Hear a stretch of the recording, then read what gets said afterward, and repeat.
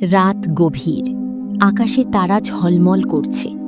ইসলামের দ্বিতীয় খলিফা, মহান নেতা হজরত ওমর রাজিয়াল্লাহু তাআলা আনহু সাধারণ মানুষের অবস্থা জানতে ছদ্মবেশী শহরের বাইরে ঘুরে বেড়াচ্ছেন।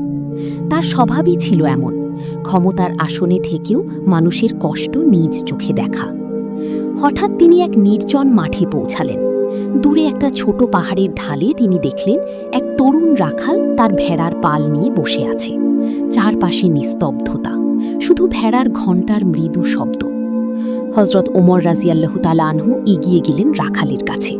তিনি তাকে পরীক্ষা করতে চাইলেন, মানুষের অন্তরের ঈমান কেমন তা বোঝার জন্য। তিনি বললেন, হে রাখাল, তোমার এই ভেড়াগুলোর মধ্যে থেকে একটা আমাকে বিক্রি করো, আমি দাম দেব। রাখাল বিনয়ের সাথে উত্তর দিল, এগুলো আমার না, আমি শুধু মালিকের দায়িত্বে দেখাশোনা করি।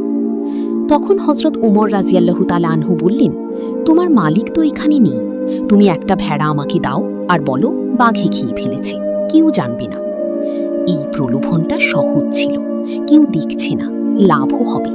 কিন্তু রাখালের চোখে ভয় নয়, ছিল আল্লাহর প্রতি গভীর বিশ্বাস।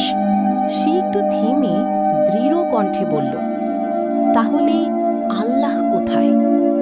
এই একটি বাক্য যেন বজ্রপাতের মতো আঘাত করল হজরত ওমর রাদিয়াল্লাহু আনহুর হৃদয়ে।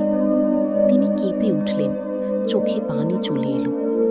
তিনি বুঝলেন এই সাধারণ রাখালের ঈমান কত দৃঢ়।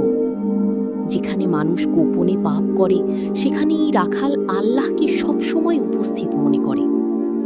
হজরত ওমর রাদিয়াল্লাহু আনহু কান্না জড়িত কণ্ঠে বললেন, তুমি সত্যিই মহান, তুমি আল্লাহকে ভয় করো, তাই তুমি সৎ।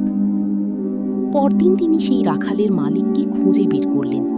তারপর সেই রাখালকে মুক্ত করে দিলেন যদি সে দাস হয়ে থাকে, এবং তাকে পুরস্কৃত করলেন। গল্পের শিক্ষা। এই ছোট্ট ঘটনা আমাদের বড় শিক্ষা দেয়। মানুষ না দেখলেও আল্লাহ সব দেখেন। সত্যিকারের ঈমান মানে গোপনীয় সৎ থাকা। চরিত্রই একজন মানুষের আসল পরিচয়।